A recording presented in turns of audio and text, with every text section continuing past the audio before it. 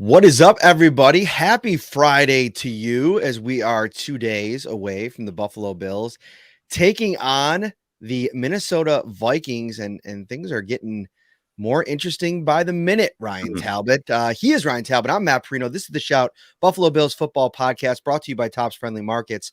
And you can enter for a chance to win $1 million right now. Each week, Kings Hawaiian is pitting two city sliders against each other in the ultimate showdown, and you get to help decide the winner. Vote weekly for your favorite regional slider for a chance to win all season long and earn entries towards the $1 million prize. Explore the interactive stadium to play games, get recipes, share photos, and so much more. Visit topsmarkets.com/redzone to enter.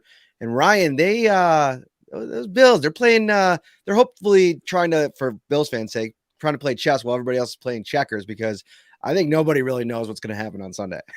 No, and I'm not going to sit here and say that I do either, but man, oh man, Matt, and I can't wait to hear your opinion on this. It almost felt staged today. The fact that you see Josh Allen out there right when the media can come in and he spots them and runs off, picks up his brace off the field and runs off into the back. It feels like they're definitely playing games with the Vikings. You list them as limited. You put them on the injury report. That video surfaces, and all of a sudden, maybe the Vikings were saying, "Okay, 5% chance this guy plays against us." You see, and now you see this though, and it's like, well, now we do have to game plan a little bit for him just in case. And the Bills could even play more mind games tomorrow and elevate a guy like Matt Barkley and make him think it's going the other way again. That's the beauty of the NFL. That the fact that you can do all this stuff. List him as questionable because he's hour by hour now, according to Sean McDermott, and we really don't know, like you said, what's going to happen on Sunday.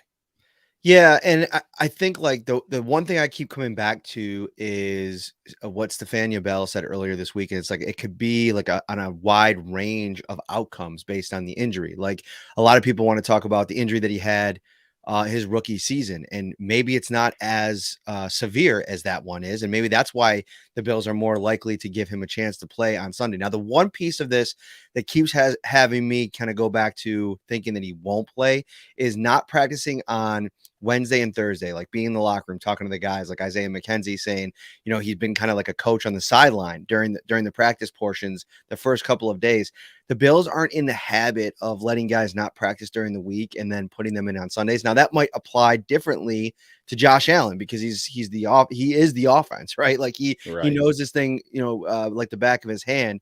And if he can go out there and throw the ball, we don't have any intel on what it's looked like with him throwing the ball, and obviously by design here. And to your point, even if they call up Matt Barkley tomorrow off of the practice squad, which I think they would probably have to do to keep doing this like back and forth, back and forth. You could do that 4 times with Barkley over the course of the season.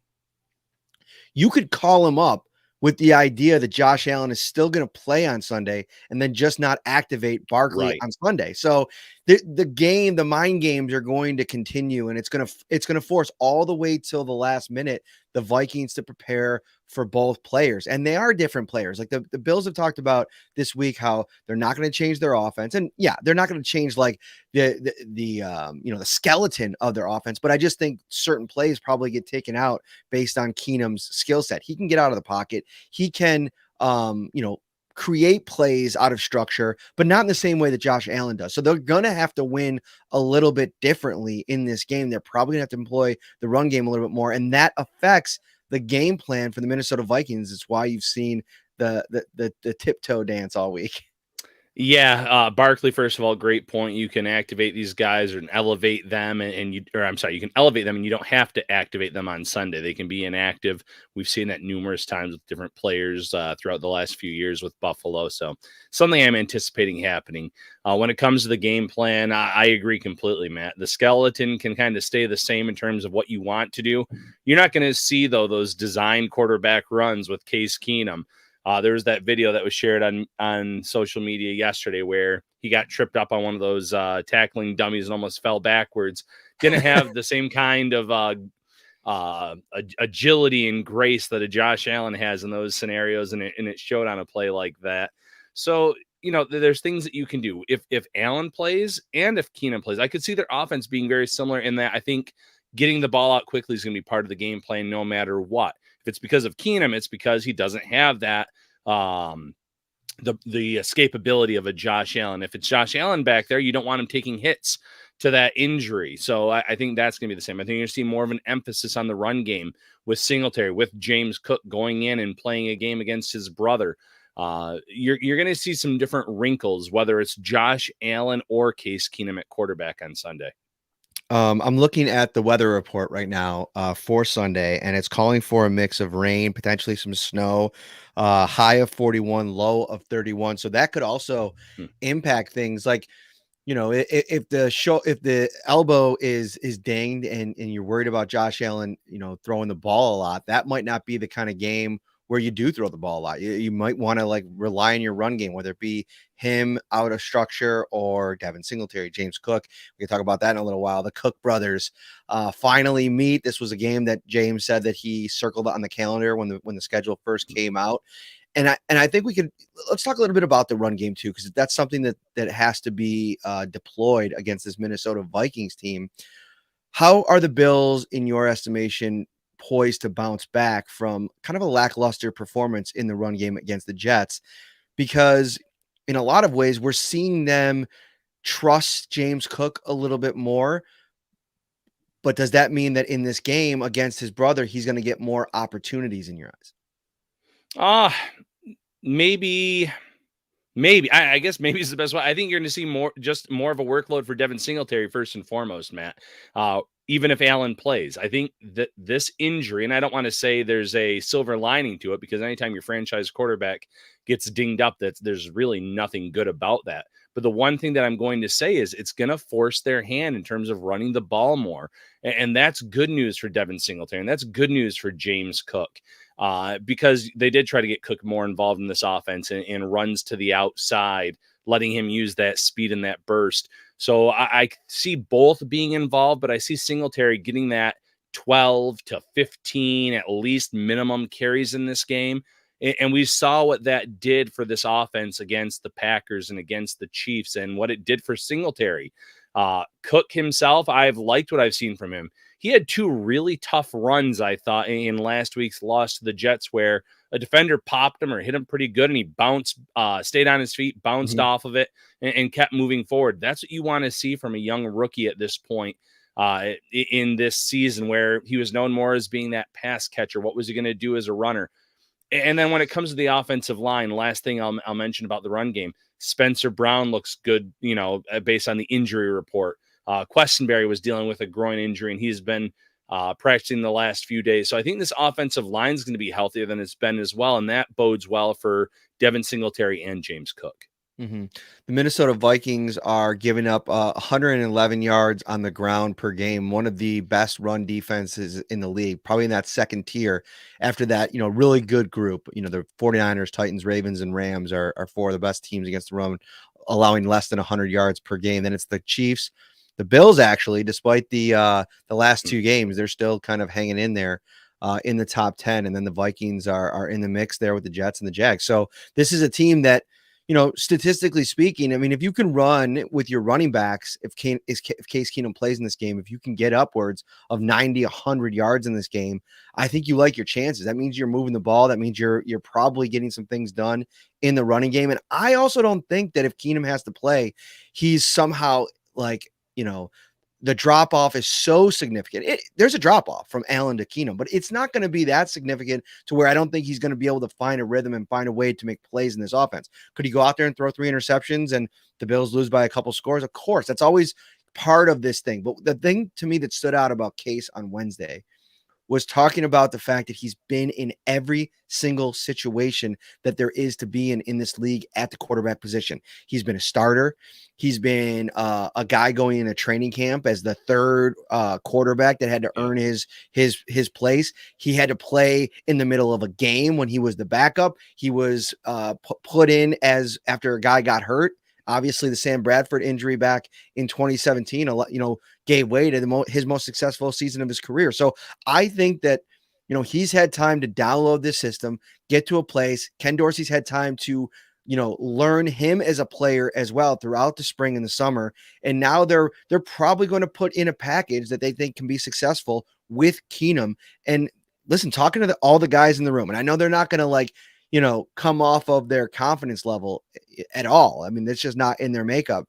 But it does seem to be a genuine confidence in what Case Keenum can do as a passer.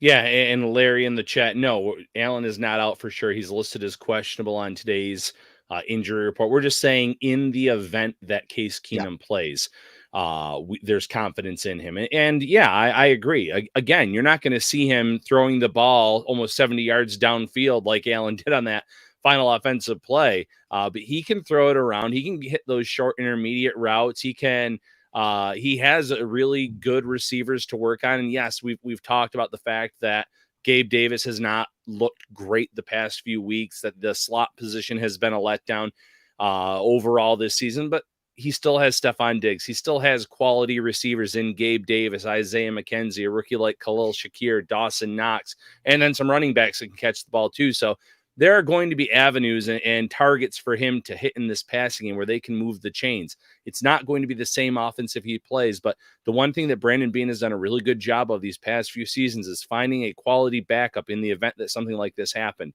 Mitch Trubisky, say what you want about him, but he came in this season in Pittsburgh in a game against Tampa Bay and helped lead them to a victory. Maybe he wasn't meant to be a full-time season type of starter, but he can come in those spot starts and do that. And I think Case Keenum can do it too.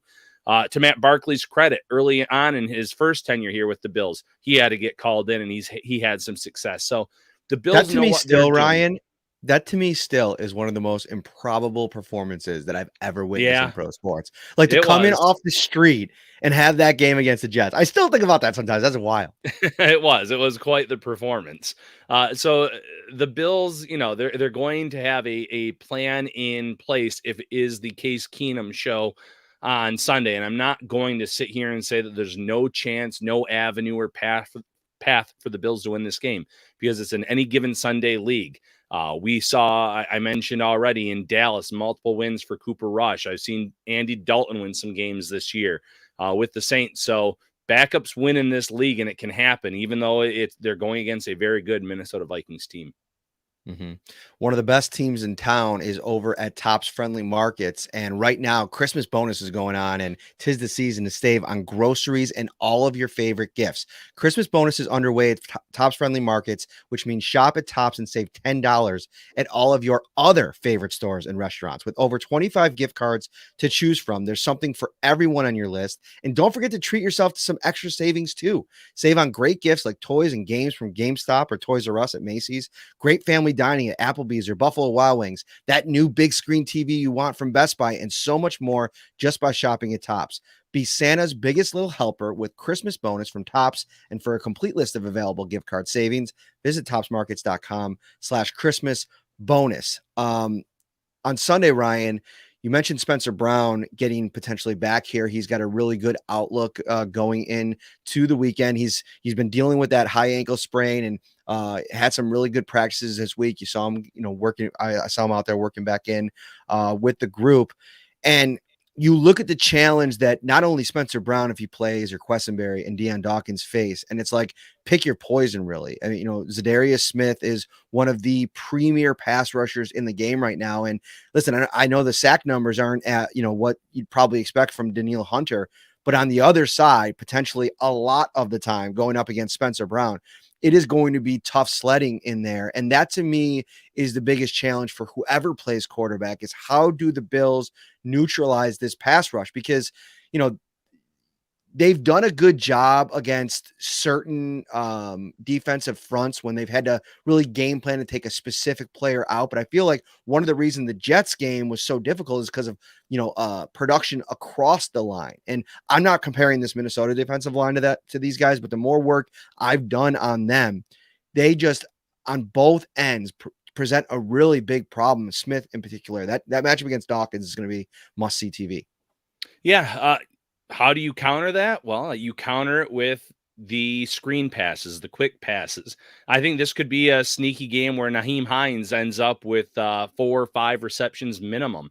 Mhm. That's why they kind of brought him in to be that factor. And I know whether it was, Case Keenum out there on the practice field, they were able to maybe build a little bit of a rapport this week and get an idea of what he can do and do well.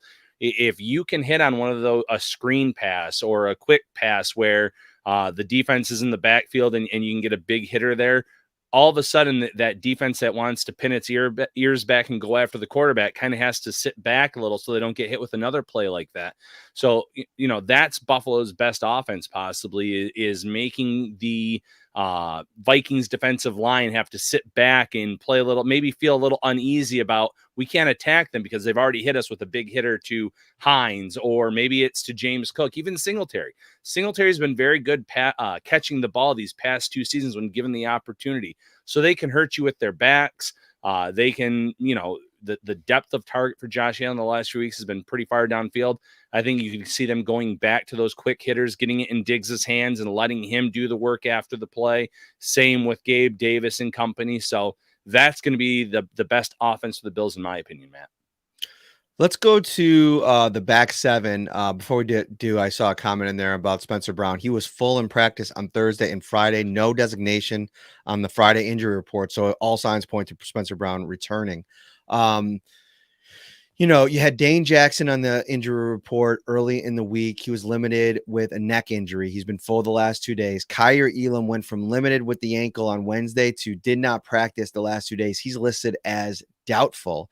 You have Tre'Davious White, who's kind of been in his day-to-day slow crawl over the last couple of weeks, probably has his best chance to return this week. And now with Kyer Elam banged up, there really probably couldn't be a better time for this, Ryan Talbot. I know that they have a lot of faith in Christian Benford, and I think that if they have to go in with Dane and Benford, they'll be fine with that. But this could be the spot to bring back Tre'Davious White and maybe throw him into that rotation role with Benford or Jackson, however which way you want to go. Yeah, you said it. This is a great opportunity. It's a home game. Get that, the crowd will go wild if he is active come Sunday. If the 11:30 inactives don't have him on it, the crowd's going to get fired up for that. You can have him in the rotation. The Bills have a lot of confidence, as you mentioned, in guys like Christian Benford and Dane Jackson. So he's not going to have to be out there for 70, 80, 90% of the snaps. You can ease him back in, which I think is Buffalo's plan of action. That being said, Matt, let me just quickly say, I think the Bills will miss Kyer Elam to a certain extent. We haven't had to really talk about him the past few weeks. And when you're not talking about cornerbacks, it's almost like cornerbacks and offensive linemen. If you're not talking about them, it usually means they're doing a fairly good job. And I think he's really come on as a rookie this year after obviously a lot of talk early in the year with Benford getting the start over him. There was one game where he was picked on a lot against the Steelers, but I think he's had quietly a really solid rookie season for Buffalo. So being down one outside cornerback here, it's going to be a little bit tougher, but potentially bringing back Trey White, it couldn't happen at a better time with a pretty good, pass catching arsenal that the Vikings have coming into town. Mm-hmm. Speaking about getting guys back, the Bills will get Matt Milano back on Sunday. And to me, that storyline, I'm surprised that we got 18 minutes into this podcast and it's the first time we're talking about it, because I had it in the title before the Josh Allen news broke, and it's a huge development because we saw the effect on this defense without Matt Milano. Obviously, Jordan Poyer already being ruled out along with Greg Rousseau. We'll get to that in a minute. But having Milano against this defense, I mean, you got to get to the ball carrier. And one of the guys in this game that, things are moving fast, Ryan. We're doing a lot of things this week. Josh Allen watch has been pretty crazy, but I will tell you what, I went back before we did this podcast and watched the Commanders versus the Vikings. I have it up on the screen here right next to me, finishing it out here. And TJ Hawkinson in his first appearance with the Vikings goes in there and has almost 10 catches and was a real threat for them in the passing game. And you take Justin Jefferson, Adam Thielen, obviously a really good wide receiver duo. We'll talk a little bit more about that in a moment as well. But TJ Hawkinson, to me, if Milano's not available in this game, one of the best off-ball coverage linebackers in the NFL, I think the Bills are really worried about that particular matchup, and this kind of quells it a little bit. But man, TJ Hawkinson's a guy to watch in this game. He could have some real success against the Bills. Yeah, I was actually shocked that the Lions traded him in division, a former first round pick, and it's someone that was a very good player. Just obviously, maybe the offense didn't suit him in Detroit, but for whatever reason, they felt comfortable putting him in Minnesota. First game, you mentioned it, 9 catches on 9 targets, 70 Hmm. yards. I mean, talk about throwing a guy into the offense immediately and getting an impact out of him, and that's exactly what Hawkinson did on Sunday last week. So he's someone that you have to worry about. Having Matt Milano back in the lineup is going to really help in that regard. He's going to really help in terms of the run defense. I know he was in that game against Green Bay at times when they were running on him, but they missed him last week. I really think you could have seen a different outcome in that matchup had Matt Milano suited up and played. In the Encouraged Word article, I said Milano and Jordan Poyer, there's your, you can make a case for both of those players being your defensive MVP through the almost midway point of the season. So to get him back is a big win for the Bills going into Sunday's matchup against Minnesota. Tremaine Edmonds is listed as questionable. He has now gotten a groin injury that's been added to that heel issue that he's had the last couple of weeks, and that's troubling. And I think we got to dive a little bit into what this looks like now, potentially with Milano getting back and no Edmonds, because it's great to get Milano back. You like them both. They're healthy. What do you think the plan will be? Because Terrell Bernard came out last week in place of Matt Milano, and it did not look great. And I know sometimes Sean McDermott likes to, maybe pull things back for rookies when, they struggle. And you got a guy in Tyrell Dotson.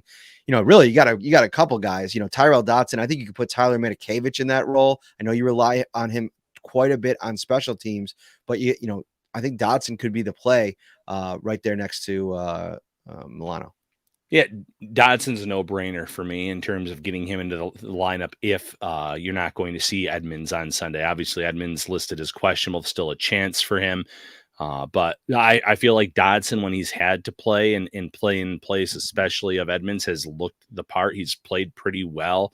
A very, I don't want to say no drop off, but it hasn't been a significant drop off between Edmonds and Dodson has shown really good athleticism and speed on the field. So I would feel pretty good about a Milano Dodson pairing if that's the way they have to go. And I don't want to sit here and write off the rookie Bernard, but it was a very rough debut in terms of his first NFL start. And in terms of his skill set, I think he is more of the Matt Milano type of linebacker size, speed than a Edmonds anyways. So going with Dodson and Milano, it's not saying anything about the rookie. It's just simply getting your best pairing out there based on their skill sets. Edmonds hopefully can play, but if not, that doesn't mean that you're not going to see Bernard out there in a reserve role. He'll get some snaps, he'll get some opportunities, but again, kind of ease him into that action because the inexperience really did show on Sunday last week against the Jets.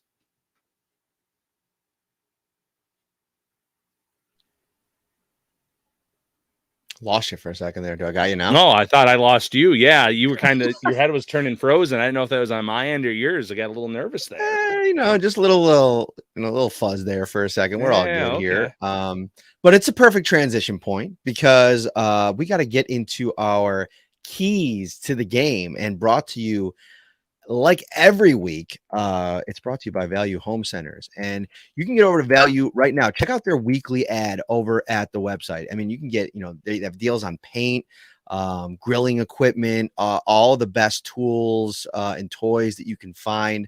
It's all laid out in their weekly ad. You could join their text program by texting VALUE, VALU, to 80692. You'll start saving even more by receiving exclusive coupons and weekly deals and so much more. So our keys to the game, Ryan Talbot, drop it on me. Some unknown here, but what is your key to the game? I hope I'm not stealing it from you because we were talking pre-show. So if it is, you are, Ryan. You are. Then you go. Then you go first. You go first. Ryan, no, go ahead. All right. Getting after Kirk Cousins is the key to the game. And Matt, you were mentioning it, watching some of these Vikings games. This offense is not necessarily built in Minnesota to get the ball out quickly, kind of what Zach Wilson and the Jets did against the Bills last week. He holds the ball. He's trying to get the ball to Justin Jefferson down the field, rightfully so, when you have a wide receiver of that ability. And you have Adam Thielen and you have TJ Hawkinson and company. So it's up to Von Miller and the players that are going to have to step up opposite him without Greg Rousseau in this lineup, AJ Epineza, Boogie Basham, Shaq Lawson, to get after Kirk Cousins, to hit him, to bat some balls up into the air, create some turnover opportunities. If the Bills can do that, get a short field here or there, Case Keenum in this Bills offense, or Josh Allen in this Bills offense, not running off Josh Allen yet either, can definitely win this game. Yeah, I'm gonna kind of ping pong that with back and forth with you here because we were talking about this before the show, and I just went over to AJ Epinesa's locker today just to get a kind of a download with him. I haven't caught up with him in a while. Great, first of all, great dude to talk to. Like always, super warm and insightful. He gives you really good stuff. And I asked him about like now the first half of the season, like what do you think about how you've performed so far? And he's like, listen, you always want to be better, but like the way when teams are getting rid of the ball, like he mentioned the stat under 2.5 seconds, it's really hard for the front. Like you can win your one-on-one matchup, but if by the time you get there the ball's gone, it's almost like a fouled rep in a lot of ways, but you're doing your job. So teams that tend to hold the ball a little bit longer, I feel like that's where this 4-man front has a chance to really make an impact in this game. So I totally agree with you in terms of a key to the game is getting after Kirk Cousins. Watching this game against the Commanders last week, and obviously they don't have Chase Young, but they got some really good dudes on that defensive line. Even still, with the talent that they have, there were some times I had the timer out and he was getting like 3.5 seconds to throw the ball, sit in the pocket, survey the field. You do that with the weapons that he has, including TJ Hawkinson now, it's a death penalty, man. Like it's not going to go well for your team. So I totally agree with you, but I also think it's very interesting, a little stat here. Kirk Cousins has been pressured, which means pressures, quarterback hits, and hurries all combined, according to Pro Football Reference, more than any quarterback in the NFL, 85 total through this point of the season. So yeah, get after the quarterback. But to add another key to the game, because every week we got to do 2 value keys to the game, I am going to say it is time for Gabriel Davis and Dawson Knox, but I'll put it mostly on Gabriel Davis to step up in this offense, no matter who plays. Josh Allen, Case Keenum. We talked to him yesterday and he was honest. He said there's some things that he'd love to have back, some plays that haven't worked out. And, when he's been good, he's been great in this league. And he has that ability, that big time playmaking ability. It looks like he's kind of been grinding this week. Like, you could just see sometimes when an athlete is in the zone a little bit, he's just looked a little bit more engaged, a little bit more, even look after the game last week, he looked kind of despondent as he was doing his post-game press conference. And he's used to having some big games in his 2.5 years so far. And obviously last week wasn't one of them. So I think one of the keys to the game, especially if Case Keenum plays, is guys like Gabriel Davis stepping up and making plays for their quarterback, whoever that ends up being, because this could end up being a close game, Ryan. And all of those kinds of plays, they tend to add up over the course of the game and gives you a better chance when you get close. Yeah, no, that's a great point. Getting it to Gabe Davis, getting to Dawson Knox. And if I had to flip the coin and give a second key to the game, offensive line has to protect whoever is at quarterback on Sunday. You've already mentioned some of the pass rushers that Minnesota has, whether it's Case Keenum or Josh Allen. Those quarterbacks need to be protected. Obviously, in the case of Keenum, he does not have the athleticism of a Josh Allen. He's not going to be able to roll out the way that Allen is in some of those areas where the pocket collapses somewhat quickly. And then in the case of Allen, if he is the starting quarterback, you have to protect him. You have to make sure that injury, there's no chance of that injury getting any worse, Matt. Mm-hmm. Before we get to our predictions, because we end every preview show with our prediction portion, I'd like to talk a little bit about Stephon Diggs, Justin Jefferson. It's amazing. Yeah. That storyline is really just deflated this week. It's something that when this game came out on the calendar, I mean, everybody thought it was going to be Stephon Diggs week. And of course, the Josh Allen injury probably changes things to a degree. But even Diggs, when he talked on Wednesday, it's like, it made me think about it. He's like, he's a completely different person, of course, player, but person than the guy that arrived in Buffalo a couple of years ago. He's been able to mature. He said he's getting older and he reads more. And I just think all of the buzz about this first time that he plays his former team, it's gone because of the sense of how much has happened since then. if it had been kind of more of a flatline situation and maybe not as much success, but he's been one of the best, if not the best receiver in the NFL since 2020. And when you have that kind of success in a new place, it's almost like this was meant to be, because Justin Jefferson, that is that dude over there in Minnesota. And so it's like both teams, like we've talked about in the past, they got great new situations, helped especially in the Buffalo side, unlock the quarterback that was already that they were developing here in Josh Allen. So all good things, I guess, from both sides of this thing. Yeah, it was a win-win trade, so that kind of deflates the storyline a little bit. It's not like Minnesota went out and drafted some bust or a cornerback that might be matching up against him. They got one of the best wide receivers in the league in Justin Jefferson, so that worked out in both parties. The fact that this wasn't a game that was that season after the trade or something like that, I think that factors in.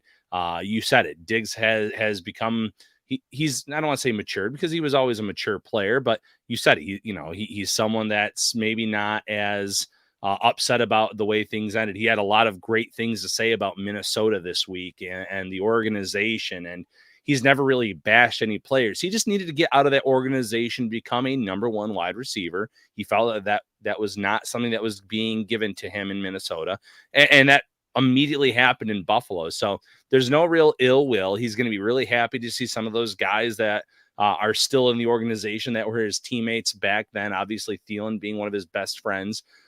So with Allen's injury, with the Cook brother angle, there's just so many layers to this game, Matt, that Minnesota miracle as well, with Case Keenum potentially playing. There's just so many storylines that it almost did get buried, which seems shocking at this point. Mm-hmm. It's prediction time of the show, Ryan Talbot, and I'm going to go first this week because I always let you go first, right, and people probably think that I just copy. I'm going to put it down on my phone to see if, in case we're in the same wavelength again. Yeah, here. and for people that are watching, we literally never tell each other what our score prediction is, but every week. Was last week the exact same one? Same exact score. Right, and so we got tweets that like responded to our preview story, and they're like, you guys do know that you have the same score in there. It's like, yeah, that was literally just what our score predictions were. All right. I have it typed in. All right. So I did, again, I'm sticking with it. I put this in at the beginning of the season, and I waffled a little bit over the course of the week, but I think I've arrived back on this. No matter who plays, I think the final score is going to be Buffalo 20, Minnesota 17. Okay, we're in the same wave. I have the Vikings winning this one though. 24-17 for the Bills though. So I mean, we're in the same ballpark with the score range. Low scoring affair. Okay. Vikings 24, Bills 17. Here's where I think the Vikings are going to struggle in this game. I think that, for a team that can beat you with the pass, they obviously have Dalvin Cook. They want to run the ball. I don't think they're going to have a lot of success in that department. I think Von Miller probably has had a pretty intense message to the group this week about getting that thing right and not having to answer questions about that on Sunday after the game.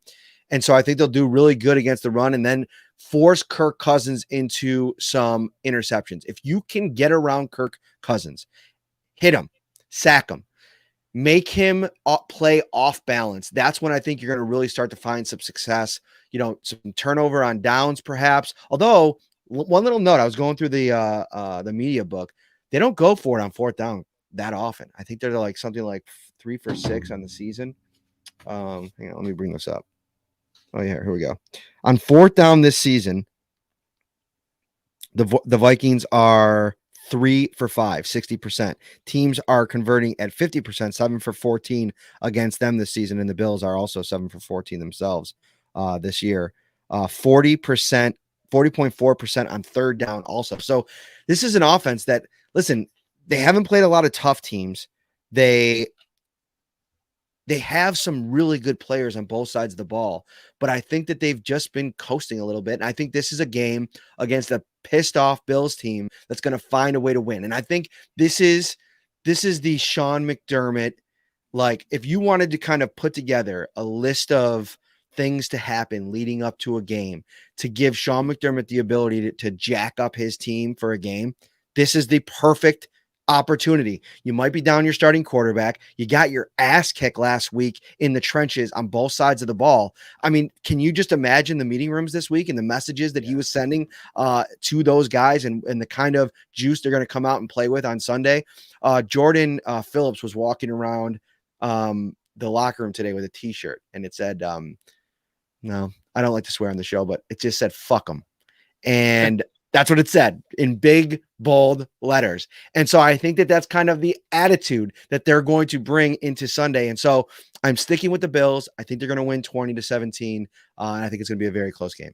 Yeah, and listen, to the people in comments saying neither of us think Allen's going to play, I literally think it's a 50-50 coin flip. I just think that if he plays, the Bills are going to come in with a little bit different of a game plan, still focus on running the ball, making sure he limits the hits that he takes.